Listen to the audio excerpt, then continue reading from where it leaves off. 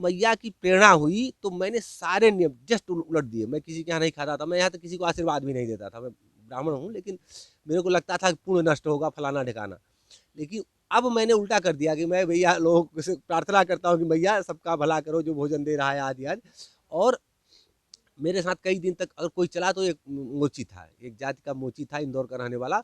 वो जबकि मैं कभी इसके पहले किसी मतलब मेरा धार्मिक पूजा पाठ में रहा था, मेरे रुचि नहीं थी, मैं भोजन नहीं करता था। माँ श्री नर्मदे हर।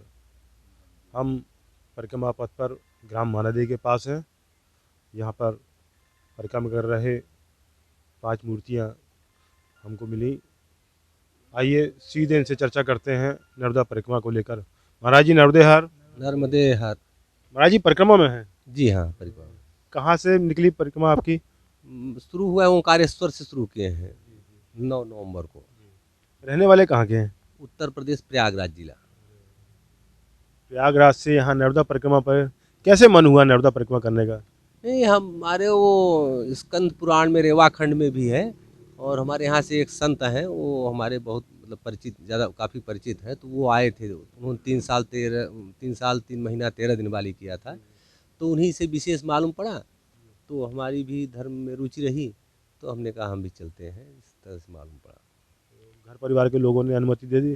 घर परिवार वाले लोग नहीं आने दे रहे थे, काफ़ी जो है मतलब आपसी टेंशन हुआ। हमने कहा, क्योंकि मेरा स्वास्थ्य अच्छा नहीं था, तो उन्होंने कहा कि जो है मैं हार्ट का मरीज़ हूँ असल में, हृदय का। तो लोग नहीं आने दे रहे थे, काफ़ी कहते सुनते वाद विवाद के बाद फिर हमने कहा हमको जाना है, तो फिर आना है तो आना है, उसमें क्या करना है, कोई क्या करेगा। आ गए, मैया की कृपा से मैया ने इतना पूरा ही करा दिया। तो ये अब तकलीफ अभी तो नहीं है कुछ? नहीं, तकलीफ कुछ नहीं है। अब हार्ट के गंभीर मरीज और बाईपास सर्जरी के लिए डॉक्टरों ने वो कह रखा था, पीजीआई लखनऊ वालों ने। अब उस स्थिति में आप समझो कि ये जो है सूलपाड़ी के की पहाड़ी वगैरह पार करते करते 3000 किलोमीटर तो मैया ने पार कर दिया। तो अब समझो कि सब मैया की कृपा से सब ठीक है। मैया कृपा से मतलब जो तकलीफ थी वो दूर हो गई। हाँ, दूर हो गई है। घर परिवार में कौन कौन है?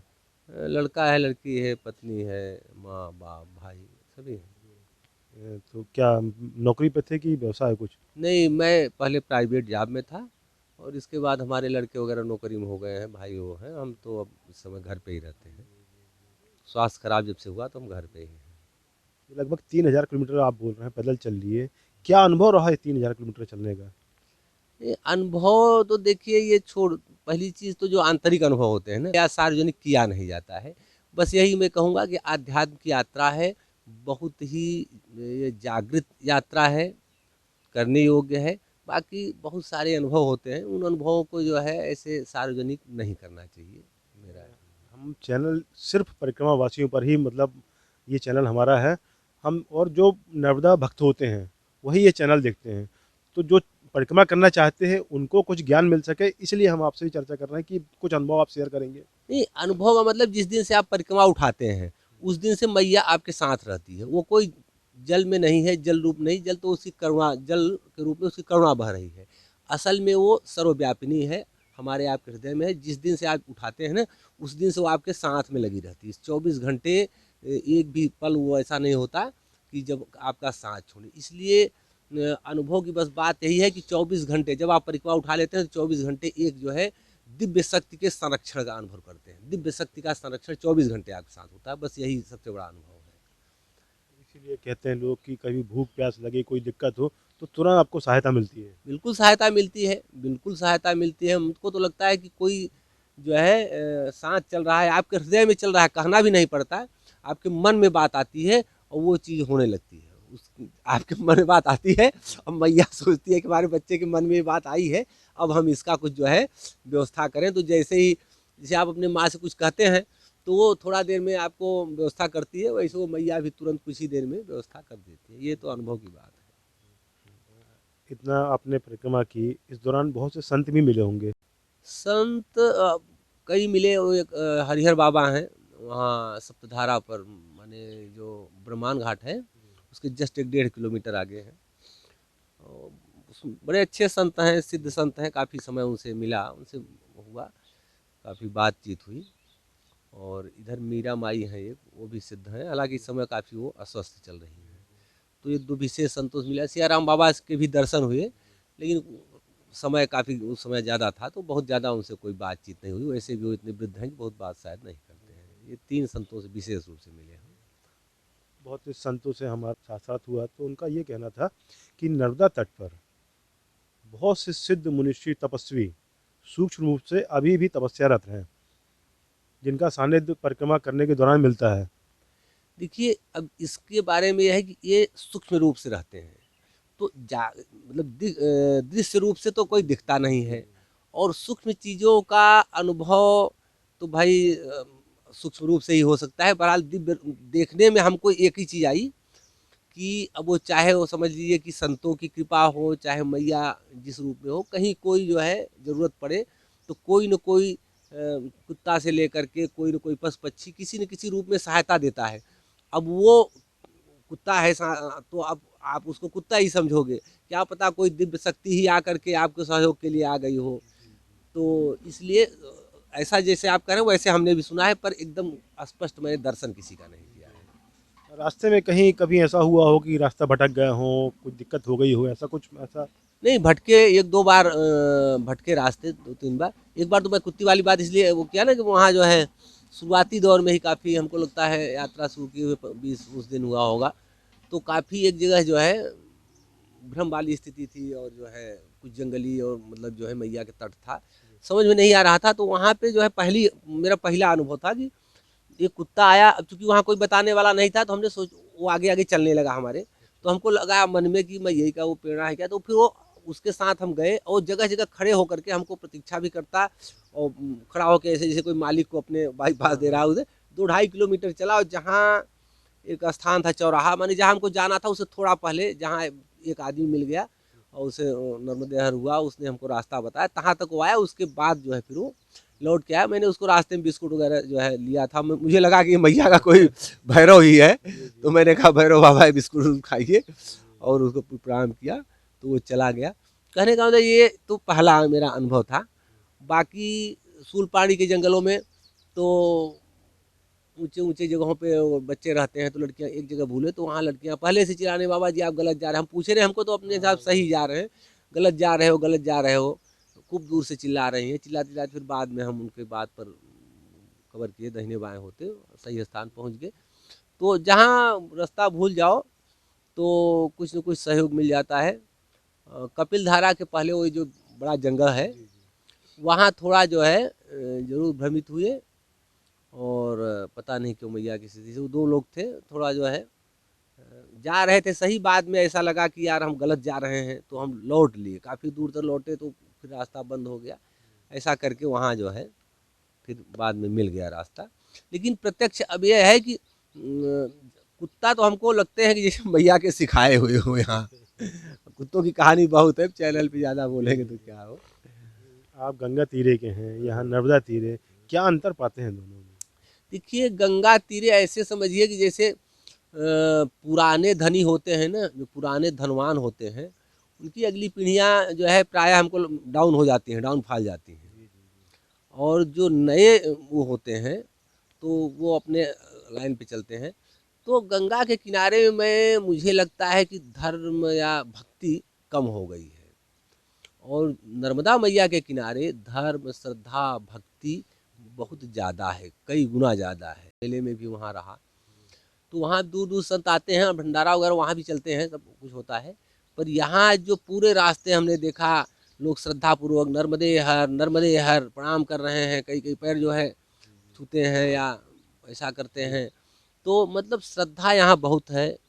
और अभी कल ही है, कल मैं यहाँ सूरज कुंड से 1-1.5 किलोमीटर पहले 2 लड़की और एक माता जी, उनकी माँ, बड़े प्रेम से, शाम हो गई थी, 1-1.5 किलोमीटर था, मैं चला आता, वहाँ पहुँच जाता सूरज कुंड आ रहा था। उन्होंने पूछा, हम कहा सूरज कुंड आ रहे हैं, उन्होंने हाथ जोड़ के कहा महाराज जी आज ही हमारे यहाँ पधारिए, हमारे यहाँ रुकिए। इतने आग्रहपूर्वक कहा कि मैं जो है अंत में रुक ही गया, जबकि आने की मेरी इच्छा थी सूरज कुंड।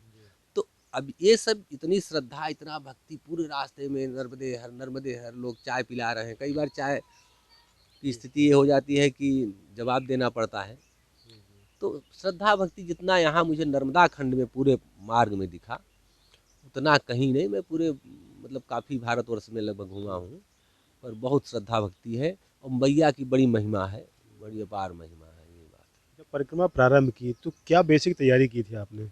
हमने देखिए कोई तैयारी नहीं की। असल में जिस समय हमने पहले सोचा था तो हमारे घर में बताया ना मैंने, वो था एक द्वंद्व था। और चूँकि मैं पैसा वैसा के मामले में घर पर आश्रित हो गया हूँ बच्चे बच्चों पर, तो मन में एक ये भाव भी था। मेरी पत्नी बीमार रहती है, वो भी रोती गाती थी, और तो एक तो पहले से द्वंद्व। उस पर ठीक पहले मुझे आने का, जब मेरा टिकट, पहले मैंने टिकट लिया था 20 दिन पहले का, 24 अक्टूबर का शायद ऐसे कुछ था, डेट याद नहीं, जहाँ तक है 24 अक्टूबर रही होगी। माने कुआर जो पूर्णिमा है ना, कुआर पूर्णिमा, शरद पूर्णिमा के जस्ट एक आध दिन आगे पीछे कुछ था। बाद में हमारे चाचा के लड़के का एक्सपायर हो गए, बॉम्बे में रहते थे, वो एक्सपायर हो गए, तो एक कठिन स्थिति आ गई। तो इस वजह से मैं 15-20 दिन डिले किया। तो कोई तैयारी नहीं, अब ये हो गया कि जाएंगे कि नहीं जाएंगे, जाएंगे कि नहीं जाएंगे, ऐसी दुखद स्थिति हो गई। तो फिर हमने सोचा नहीं, जाना तो चाहिए ही, अब जो होना था हुआ, मैया की इच्छा क्या करे, उसको कब क्या हो जाए कोई कुछ नहीं। तो इसलिए मेरी कोई तैयारी ही नहीं हुई। 1-2 दिन पहले सोचता रहा, बस चल दिया। घर में जो अम्बल कम्बल ये कपड़े थे उनको रख लिया, बाकी कुछ नहीं। टिकट हमारा बना था पहले से, और पैसा कौड़ी लिया, जेब में चल दिया। हमको कायदे से मालूम भी नहीं था क्या करना। एक ओम बाबा करके हैं, उनका चैनल मैंने देखा था, तो उन्होंने जैसे जो है कहा था वैसे हमने कुछ सामान वामान रख लिए, बल्कि सामान ज़्यादा रख लिए, क्योंकि मुझे लगता है इस यात्रा में अगर मैं पहले से जानता होता तो कपड़े कम रखता। मैंने ज़्यादा डबल कपड़े रख लिए, वो रख लिए, उनको ढोना बड़ा भारी पड़ता है, कुछ फेंक फाँक दिए, अभी भी ज़्यादा ही है। तो बाकी कोई खास तैयारी नहीं रही, बस आ गए हम ओंकारेश्वर। फिर वहाँ से चालू किया। मेरा कोई साथी भी नहीं, मैं अकेले ही हूँ, और वहाँ से कोई आता भी नहीं, ज़्यादा यूपी से बहुत कम लोग आते हैं, इलाहाबाद वगैरह से। तो मैं अकेला था, और पूरा रास्ते अकेले चला, क्योंकि मेरे हार्ट की बीमारी होने से मैं धीरे चलता हूँ, तेज़ नहीं चल पाता हूँ। तो कोई साथ भी नहीं मिलता है। तो ज़्यादा महाराष्ट्र वाले हैं, उनकी भाषा मुझे समझ में नहीं आती है, और एमपी वाले जो हैं वो भी बहुत तेज़ चलते हैं, तो उनका साथ भी नहीं हो पाता। कोई 1-2 दिन के लिए साथ में भले चला, मैया साथ में रहती हाँ, बस मेरे साथ मैया है। और मैया ने ऐसा किया कि मैं अकेले रहा तो मैं सब मौज में रहा, कोई दिक्कत नहीं। भूख लगे तो किसी के यहाँ चले जाओ, कह दो भोजन करा देगा, और सोने को भी मिल जाता है, कहीं कोई दिक्कत हुई ही नहीं। मतलब पूरा परिक्रमा कहना चाहिए आनंद का उत्सव रहा है। हाँ, कोई दिक्कत नहीं, बड़े आराम से रहा। थोड़ा बहुत शारीरिक, देखिए उम्र के हिसाब से भी, और शारीरिक जो स्वास्थ्य है, पहले मेरा 90 वजन था, बीमारी की वजह से मेरा हो गया था 60-70, तो कमज़ोर पहले से था। उसके वजह से थोड़ा बहुत तकलीफ, जैसे पैर में यहाँ जो है हल्की सी चूहन सी हो गई है, तो फिर इसको मैंने खरीदा। तो बाकी कष्ट जो है वो है, बाकी बहुत बढ़िया से रहा। घर परिवार वालों से बातचीत होती है बीच में? हाँ, बात होती है मोबाइल से। हम असल में तो फ़ोन मेरा एयरटेल है, कभी लगता है कभी नहीं, बहरहाल बात होती रहती है। आप प्रसन्न है घर के लोग? हाँ, अब प्रसन्न है, कोई दिक्कत नहीं। अब तो भाई उस समय तो कह रहे थे, वो कोई दुश्मनी बस थोड़ी, उनको मालूम था हार्ट की बीमारी है, कुछ हो न जाए, ऐसा है वैसा है। तो धीरे धीरे आदमी को फिर लगता है कि नहीं नहीं सही है। और मैया की प्रेरणा हुई तो मैंने सारे नियम जस्ट उलट दिए। मैं किसी के यहाँ नहीं खाता था, मैं यहाँ तक किसी को आशीर्वाद भी नहीं देता था। मैं ब्राह्मण हूँ, लेकिन मेरे को लगता था कि पुण्य नष्ट होगा, फलाना ठिकाना। लेकिन अब मैंने उल्टा कर दिया कि मैं भैया लोगों से प्रार्थना करता हूँ कि भैया सबका भला करो, जो भोजन दे रहा है आदि आदि। और मेरे साथ कई दिन तक अगर कोई चला तो एक मोची था, एक जाति का मोची था, इंदौर का रहने वाला। वो जबकि मैं कभी इसके पहले किसी, मतलब मेरा धार्मिक और पूजा पाठ में रहा था, मेरे रुचि नहीं थी, मैं भोजन नहीं करता था। भोजन बहुत शुद्धता से करता। यहाँ उल्टा मैं रुका भी जो है ऐसे जातियों के यहाँ, सब कोल भील आदिवासी, मतलब किसी से मैं पूछता ही नहीं कि कौन जाति हो कौन नहीं। हाँ, कोई नहीं। तो कहने का मतलब कि ऊंच नीच ये सब इससे दूर होता है, अहंकार गलता है। जब अहंकार गलता है तभी आत्मा का जो ज्ञान है, आत्मा का सूर्य प्रकाशित हो जाता है। ज्ञान तो अंदर में है, वो जो है अहंकार गलना चाहिए। बहुत बहुत धन्यवाद। नर्मदे। नर्मदे हर।